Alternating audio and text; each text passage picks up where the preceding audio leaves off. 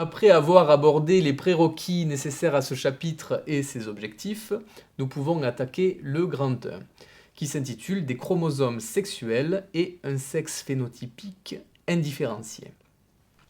Alors, nous savons que la fécondation aboutit à la formation d'une cellule œuf, et que cette cellule œuf contient déjà les gènes qui détermineront le sexe de l'individu. Voyons les schémas. Lors de la fécondation, nous avons deux cas. Dans le premier cas, l'ovule qui contient nécessairement un chromosome X rencontre un spermatozoïde qui contient également un chromosome X. Alors, la cellule œuf que nous obtiendrons lors de la fécondation contiendra deux chromosomes X et nous aboutirons donc à un individu de sexe génétique féminin. Dans le deuxième cas, l'ovule qui contient toujours un chromosome X rencontre un spermatozoïde qui cette fois contient un chromosome Y. Ainsi, la fécondation aboutit à la formation d'une cellule œuf qui contient un chromosome X et un chromosome Y. Nous obtenons un individu XY dont le sexe génétique sera masculin. Donc nous avons vu que la fécondation aboutissait à la différenciation d'un sexe génétique dès la cellule œuf, qui pouvait être XX ou XY. Néanmoins, au cours du développement embryonnaire, que je vous représente de manière schématique ici, et jusqu'à la 8e semaine, on ne voit pas de différence phénotypique entre les embryons mâles et femelles. C'est ce que l'on appelle le stade phénotypique indifférencié. Nous avons vu que le phénotype était donc indifférencié jusqu'à la 8e semaine du développement embryonnaire.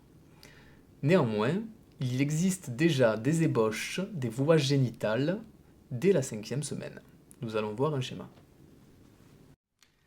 Alors à partir de la 5e semaine du développement embryonnaire, nous avons vu que se mettent en place les structures sexuelles indifférenciées. À savoir, une paire de gonades indifférenciées reliées à une paire de canaux de Wolff qui donneront les futures voies sexuelles masculines. Et également une paire de canaux de Müller en rouge qui sont à l'origine des futures voies sexuelles féminines. Ces deux paires de canaux se jettent dans le sinus urogénital qui lui sera en partie à l'origine par exemple de la vessie et des voies urinaires. C'est le stade phénotypique indifférencié. Donc pour résumer cette première partie sur les chromosomes sexuels et le stade phénotypique indifférencié.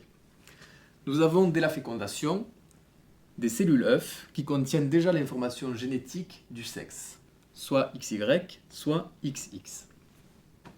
Mais dès la 5e semaine du développement embryonnaire, nous avons l'apparition de gonades indifférenciées et de voies génitales indifférenciées, et cela quel que soit le sexe de l'individu. C'est ce qu'on appelle le stade phénotypique indifférencié. Nous pouvons nous demander, pour la suite du développement embryonnaire, quels sont les mécanismes qui conduisent à la différenciation des gonades.